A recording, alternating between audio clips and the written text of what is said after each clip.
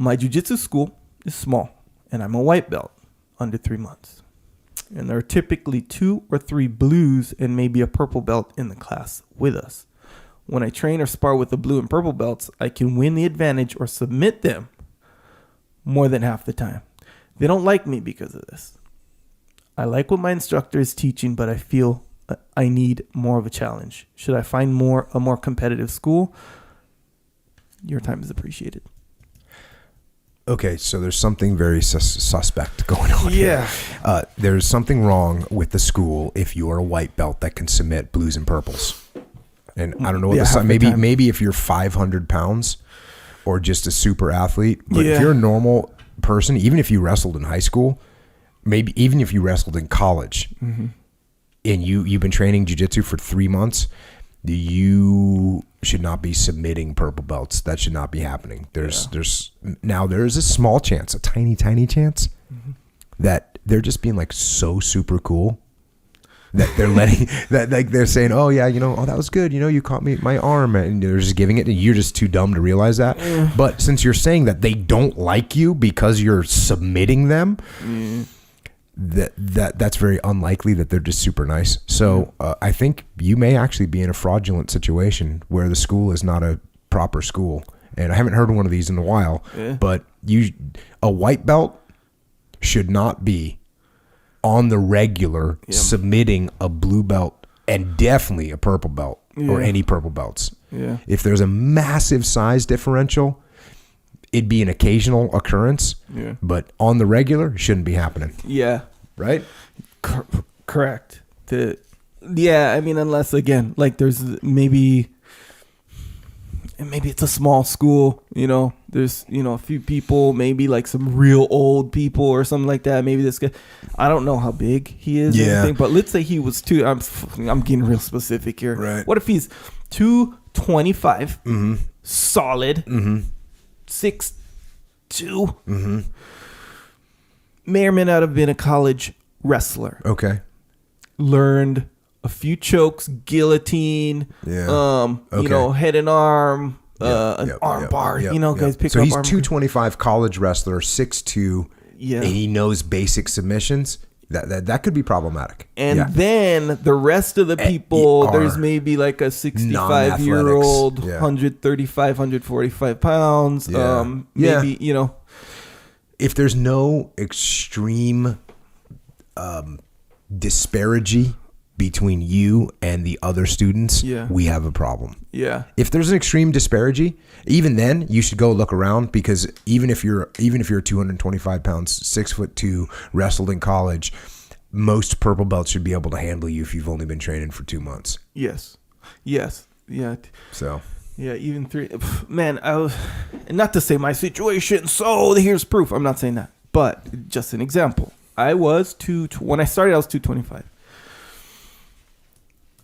I'd say when I really settled into it, I got down to about 215, 220. And I was a white belt over 3 months, by the way. And I rolled with this guy. George was his name. You might remember him. Small, teeny guy. Oh, yeah, He's about 5'6". Yeah, I know George. Yeah. Purple belt. And no chance I had with this guy. And this is more than 3 months, by the way. This is after I started competing and everything. George was good too. Yeah, purple belt. Yeah. He's the one who taught me butterfly guard, by the way. For sure. Him and Jimmy. Yeah. But no chance. Purple belt like him, you have no chance against. Yeah, but this is not a big guy. This is a guy who's about 5'6". Not, I think he might be smaller than 5'6". Yeah, he's a small guy. And light. Yeah. Yeah, that's a great example. That's a great example. I'm trying to think. I mean, when I started jiu-jitsu, I was 215 pounds. Oh, I was bigger than you. 215 pounds. And Dean was a blue belt. Just got his blue belt. Yeah. And I had no chance. Yeah. You know what I mean? Yeah. And by the way, I forgot to mention, Dean weighed 174 pounds. Yeah. So... Yeah, it's very similar. Yeah, you'd have to, the disparity between the two would have to be a lot. So what do you think it is then? I think it might be a fraudulent school. Like how? Like what? The instructor's not a real black belt. The instructor knows, he's watched enough YouTube to show an arm lock, and he can actually do it on the purple belt because he's bigger and stronger or something. Yeah, and he knows it a little bit better. Because let's face it, if you're if you watched YouTube and you studied as hard as you could, and you owned a school, and you trained all the time, you could be a blue belt level, and then you can beat the other blue belts that you taught. Yeah. And then gave the blue belt because you gave yourself a black belt. That's probably what's going on. Yeah. That's crazy, huh? Whoever this is, hit me up again and tell me what your school is on Facebook or wherever this question came Once from. you do that, and once you know, and I don't know. I mean, is that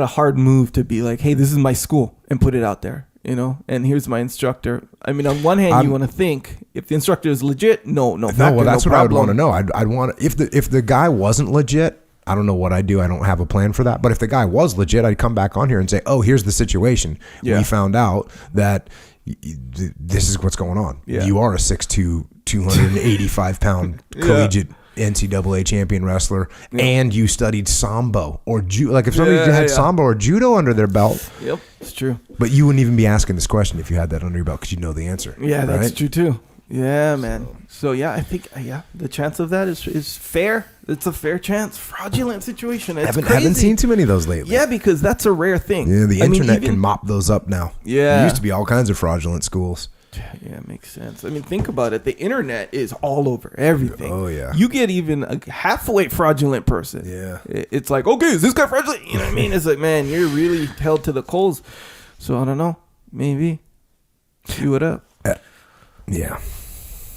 I was going to say, should we have some kind of thing on our website where we have, if you're a legit school, like a Jocko approved school? In theory. Because how many times a day do you get asked, I live in Tennessee, where should I train? I live in Chicago, where should I train? How many times do you get asked that a day?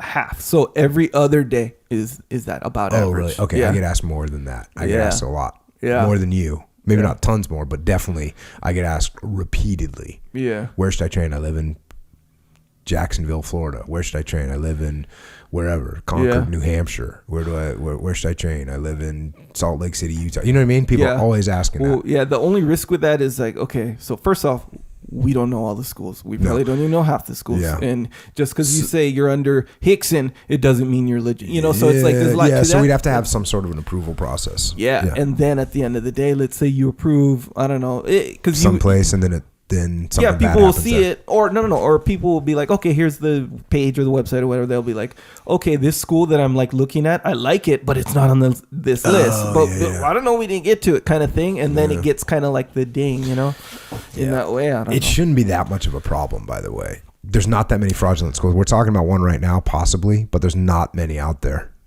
Although there are some. Yeah, they're in strip malls.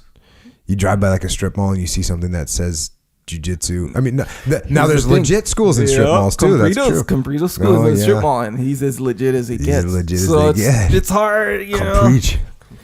Man, I don't know, but yeah, there's actually strip malls is actually the normal place for Jiu Jitsu schools. Now that I think about it, yeah, there's a lot of Gracie normal place. Yeah, his one is straight up in the mall. Oh, that's not a strip mall, then a mall. Yeah. Oh, that's a cool. mall. I'm gonna have to go visit Comprito. Yeah. If you watch that video I did with him for Metamorph a long time ago, it's like I forget if it was in the outtakes or not, but there's this cool, you know, those trains that go around the mall for the kids. Yeah. He's like, I hate the choo-choo train because it always comes by my academy. Anyway, that's funny, especially because Comprito's such a nice guy. You figured he'd be like, I love that choo-choo train. Even that's exactly how he said it. That's how he sounded. But he says, I hate it. Meanwhile, he's smiling and laughing. It's very interesting dichotomy. Cool. Anyway, more information needed on this academy. Next question.